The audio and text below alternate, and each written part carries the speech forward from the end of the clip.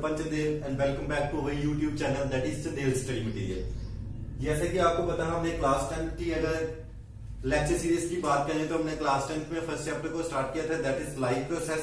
और live process में हमने काफी क्वेश्चंस के साथ डील कर चुके थे। यहाँ पे हमने हायर ऑर्गेनिजम्स के केस में न्यूट्रिशन और लोअर ऑर्गेनिजम्स के केस में न्यूट्रिशन, यहाँ पे हमने अमीबा की एग्जांपल ली थी। और हायर ऑर्गेनिज्म में यहाँ पे हमने डाइजेस्टिव सिस्टम, डाइजेस्टिव ग्लैंड्स और फिजियोलॉजी को 3-4 पार्ट्स में क्या किया था, कंप्लीट किया था। आज हम उसी लाइव प्रोसेस के नेक्स्ट सिस्टम की ओर बढ़ेंगे और वहां पे देखेंगे कौन से सिस्टम के साथ डील करेंगे। जैसे कि मैंने आपको बताया होगा कि हम नेक्स्ट सिस्टम जिसके साथ डील करेंगे वो आपका कौन सा सिस्टम आएगा, that will be the respiratory system. तो अब हम रेस्पिरेटरी सिस्टम के साथ क्या करेंगे, डील करेंगे। तो रेस्पिरेटरी सिस्टम को डील करने से पहले हम उसके कुछ इंपॉर्टेंट पॉइंट्स की बात करते हैं। तो रेस्पिरेटरी सिस्टम में जो सबसे पहला पॉइंट आएगा वो आपका आएगा रेस्पिरेशन क्या होती है, What is respiration and its types। तो आज की लेक्चर सीरीज में हम देखेंगे कि रेस्पिरेशन क्या होती है और उसकी टाइप्स कितनी होती हैं। और उसके बाद हम देखेंगे breakdown of glucose by different pathways. और नेक्स्ट लेक्चर सीरीज से हम स्टार्ट कर देंगे रेस्पिरेटरी सिस्टम ह्यूमन बींग्स में किस तरह से होता है और लोअर ऑर्गेनिज्म में किस तरह से होता है, उसको हम कंप्लीट करेंगे। अगर हम रेस्पिरेशन की बात करें तो हम रेस्पिरेशन को क्या बोलते हैं, तो हम लिखते हैं रेस्पिरेशन की डिफाइन, आप भी मेरे साथ साथ लिख लेना। It may be defined as the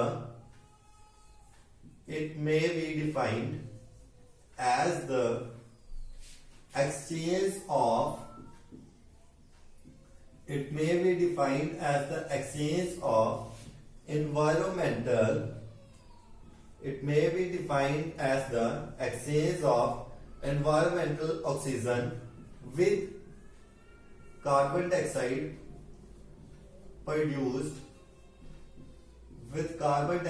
produced inside the cell during oxidation of food at a moist surface। तो हमने यहाँ पे लिखा कि रेस्पिरेशन क्या होती है। रेस्पिरेशन की हमने डिफाइन यहाँ पे अगर हम देखें तो हमने लिखा हुआ है it may be defined as the exchange of environmental oxygen with carbon dioxide produced inside the cells during oxidation of food at a moist surface. मतलब कि जो हम एक्सचेंज करते हैं, बाहर से ऑक्सीजन हमारी बॉडी के अंदर जाती है और हमारी बॉडी के अंदर जो ऑक्सीजन यूज हो गई होती है उसमें जो कार्बन डाइऑक्साइड प्रोड्यूस होती है उसको जब हम रिमूव करते हैं ड्यूरिंग ऑक्सीडेशन ऑफ फूड, ये ऑक्सीजन किसमें हेल्प करती है, फूड की ब्रेकडाउन में हेल्प करती है एट ए मॉइस्ट सरफेस। जो हमने एक रिएक्शन करते हैं दैट इज C6H12O6। किसका फार्मूला होता है ये, अगर बात करें तो ये किसका फार्मूला होता है, ये ग्लूकोज का फार्मूला होता है। तो C6H12O6 किसके साथ रिएक्ट करता है, इट रिएक्ट्स विद ऑक्सीजन। ये रिएक्ट करेगा ऑक्सीजन के साथ तो क्या बनाता है 6CO2 प्लस 6H2O। तो यहाँ पे 6 आएगा बैलेंस करने के लिए। तो ग्लूकोज जब ऑक्सीजन के साथ रिएक्ट करता है बॉडी के अंदर तो कार्बन डाइऑक्साइड प्रोड्यूस होती है और उसके साथ साथ क्या प्रोड्यूस होता है, उसके साथ साथ वाटर यहाँ पे क्या होता है, प्रोड्यूस होता है। ठीक है, तो इस तरह से रेस्पिरेशन की डिफाइन आ गई। अगर हम बात करें रेस्पिरेशन की तो ये 2 टाइप की होती है, इट इज ऑफ 2 टाइप्स। जो रेस्पिरेशन है ये कितने टाइप की होती है, ये 2 टाइप की होती है। एक टाइप की अगर हम बात करें तो एक टाइप को हम लिखते हैं that is aerobic respiration. First one is the aerobic respiration and second one is the anaerobic respiration. तो पहली टाइप जो रेस्पिरेशन की आती है वो आती है एरोबिक रेस्पिरेशन और सेकेंड टाइप जो रेस्पिरेशन की आती है वो कौन सी आती है, एनारोबिक रेस्पिरेशन आती है। अब एरोबिक और एनारोबिक रेस्पिरेशन की डिफाइन भी करेंगे, साथ में डिफरेंस भी करेंगे। तो अब इसको टेबुलेट फॉर्म में डिफरेंस करेंगे, वहीं से इनकी डिफाइन भी आपकी निकल के आएगी। तो यहां पे हम लिखते हैं that is aerobic respiration and then comes the, centre में लाइन डाल लेंगे और दूसरी साइड पे कौन सी रेस्पिरेशन लिखेंगे, एनएरोबिक रेस्पिरेशन लिखेंगे। और यहां से हम क्या करेंगे, इनके पॉइंट्स को लिखना स्टार्ट कर देंगे कि एरोबिक और एनारोबिक रेस्पिरेशन में क्या डिफरेंस होता है। तो सबसे पहले जो कॉमन होगा, आपने पढ़ा होगा पहले ही छोटी क्लासेस में, एरोबिक रेस्पिरेशन कौन सी होती है? It takes place in the presence of oxygen. Aerobic respiration कौन सी रेस्पिरेशन होती है? जो किसकी प्रेजेंस में होती है? ऑक्सीजन की। और एनारोबिक इसके क्या आएगी? ऑपोजिट आएगी। It occurs in the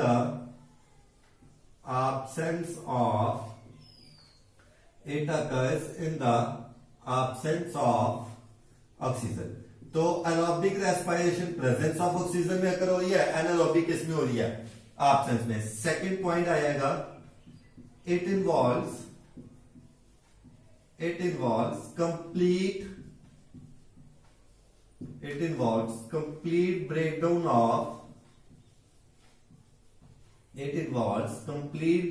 of glucose into CO2 plus H2O and energy.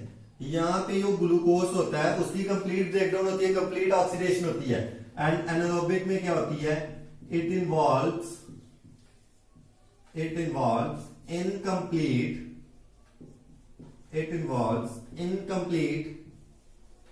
Breakdown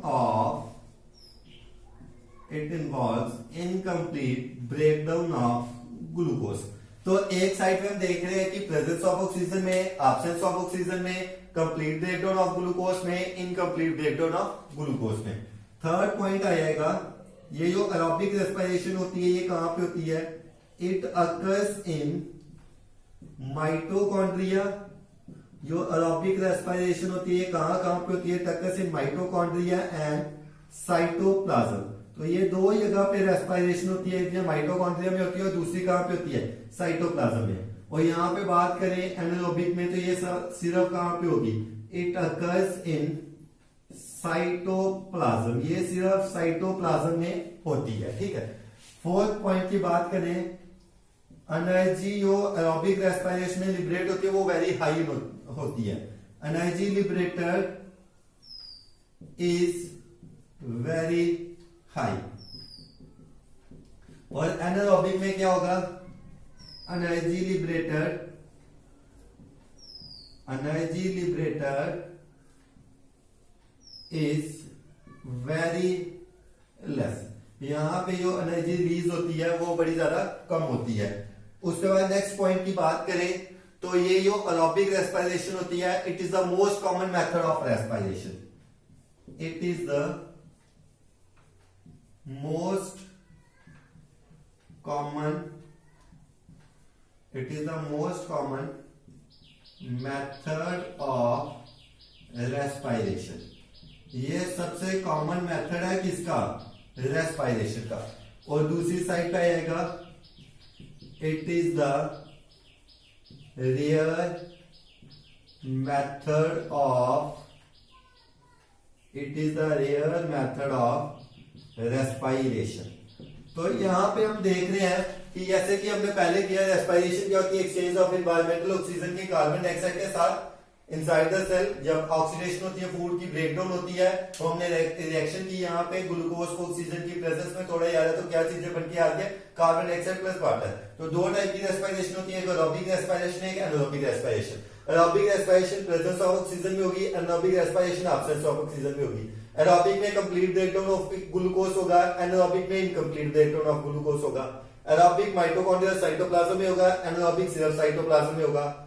aerobic में जो एनर्जी रिलीज होगी, लिबरेट होगी, वो बड़ी ज्यादा होगी, एंड एनारोबिक में कम होगी। जो एरोबिक होता है ये most common method of respiration है, और जो एनारोबिक है ये क्या है? It is the rare method of respiration. तो अगर हम नेक्स्ट पॉइंट्स का डिफरेंस देखें तो यहाँ पे 5 पॉइंट का डिफरेंस किया था। अगर हम 3-4 पॉइंट्स को और देख ले तो 6 पॉइंट कौन सा आएगा? जो एरोबिक रेस्पिरेशन होती है, इट अकर्स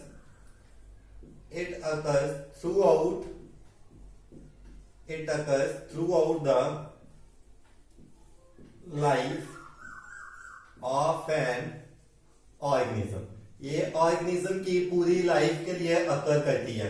और इधर वाली साइड पे हम डिफरेंस देखें तो it occurs for a very shorter period, ये बिल्कुल छोटे पीरियड के लिए होती है क्योंकि एनारोबिक रेस्पिरेशन में हम सरवाइव नहीं कर पाते हैं। उसके बाद नेक्स्ट पॉइंट का डिफरेंस देखें तो जो एरोबिक रेस्पिरेशन होती है इट इज नॉट टॉक्सिक और harmful, it is not toxic और harmful to plants and animals. ये प्लांट्स और एनिमल्स के लिए टॉक्सिक नहीं है। और दूसरी साइड पे बात करें तो it is toxic to plants and animals, ये प्लांट्स और एनिमल्स के लिए क्या है, टॉक्सिक है। उसके बाद नेक्स्ट पॉइंट की डिफरेंस करें अगर हम तो नेक्स्ट पॉइंट कौन सा आ सकता है, organisms showing aerobic mode of respiration, उनको हम क्या बोलते हैं, aerobes. Organism showing aerobic mode of respiration are known as aerobes. जो organism aerobic mode of respiration show करते हैं उनको हम क्या बोलते हैं, एरोब्स बोलते हैं। एंड दूसरी साइड पे क्या आएगा, ऑर्गेनिजम्स शोइंग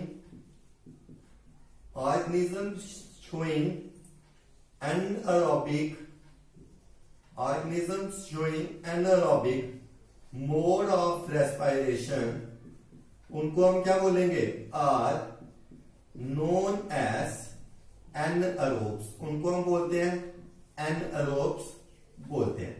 उसके बाद नेक्स्ट पॉइंट का डिफरेंस देखें तो हम लिख सकते हैं जो एरोबिक मोड ऑफ रेस्पिरेशन होती है it always releases CO2 and water, ये हमेशा CO2 और वाटर को रिलीज करती है। और दूसरी साइड क्या आएगा, इट मे और may not release CO2 and water, ये कई केसेस में कर भी सकती है और ये कई केसेस में नहीं भी कर सकते हैं।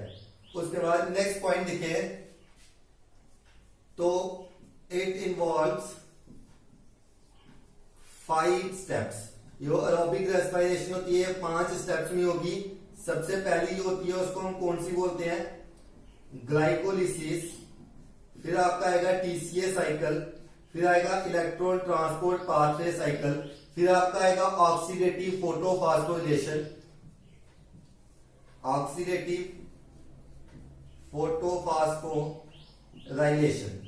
तो इस तरह से 5 स्टेप्स आपके एरोबिक रेस्पिरेशन में होते हैं। और एनारोबिक की बात करें इट इन्वॉल्व्स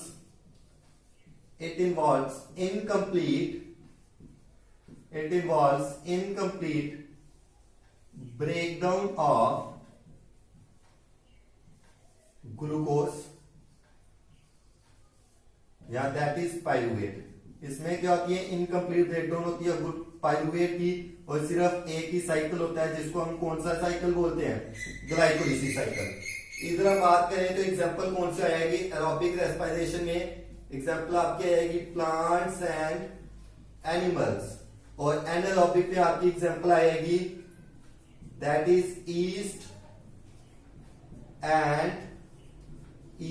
एंड बैक्टीरिया।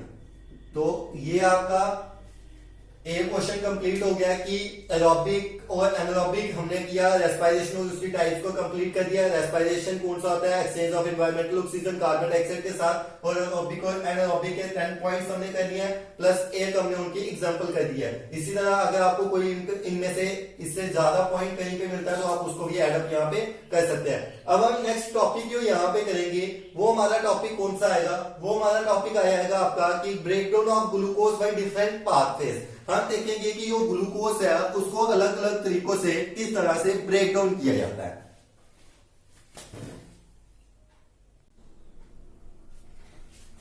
अब आपका जो नेक्स्ट टॉपिक हम यहां पे करेंगे वो आपका कौन सा आएगा, सिंपल सा टॉपिक है जो इसी के साथ रिलेटेड है, that is breakdown of breakdown of glucose by different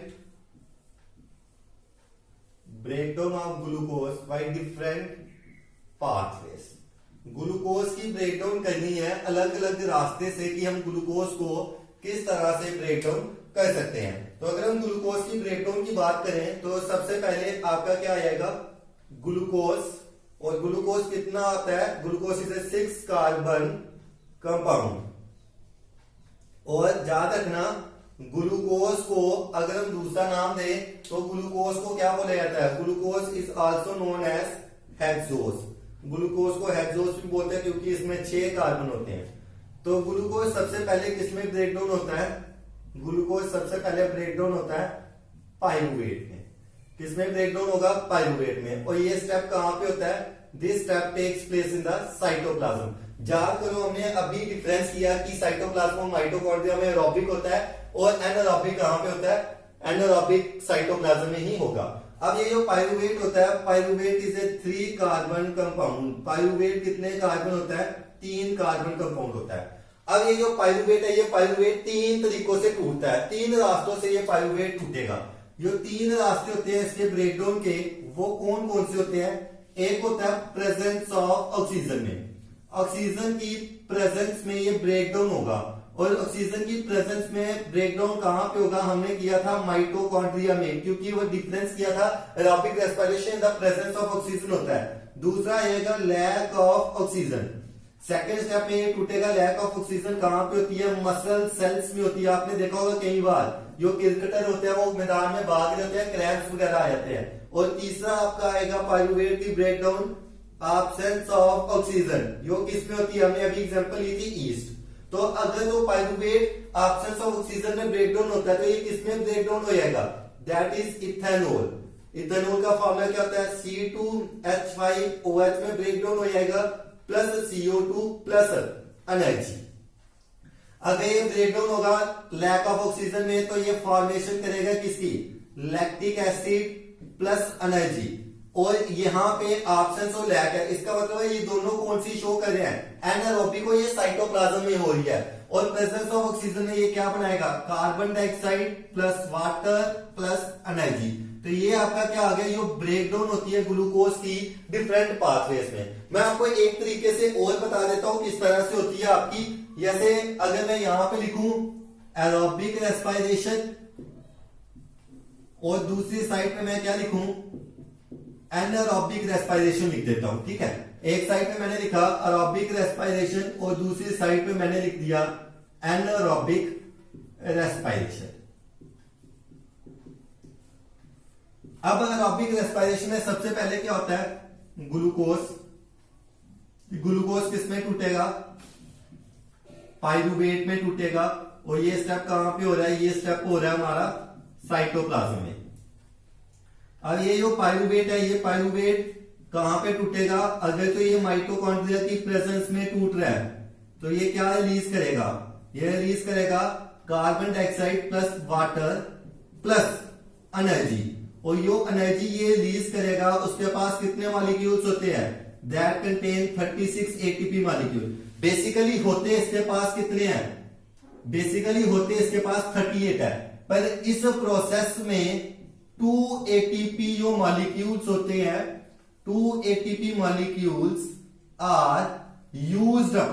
2 ATP molecules used हो जाते हैं तो बचते कितने हैं, 36 ATP मॉलिक्यूल्स एरोबिक रेस्पिरेशन में बनते हैं। और एनारोबिक की बात करें तो यहां पे क्या होगा, ग्लूकोज।